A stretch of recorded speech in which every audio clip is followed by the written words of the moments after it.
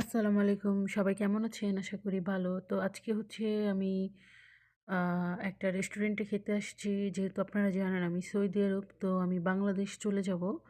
মানে এজন্য হচ্ছে উনার রুমমেট মানে উনার বন্ধু হয়। উনি উনার বয়সে অনেক বড় আমার হাসব্যান্ডের। যাই হোক একসাথে চলে যেহেতু উনারা বন্ধুই।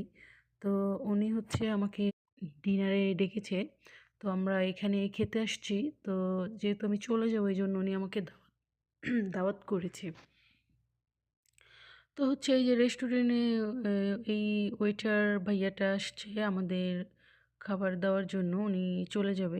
চলে এখন বিরিয়ানি নিয়ে আসবে। এই যে দেখেন এটা হচ্ছে খাসির আরকি মটন কাচ্চি বিরিয়ানি।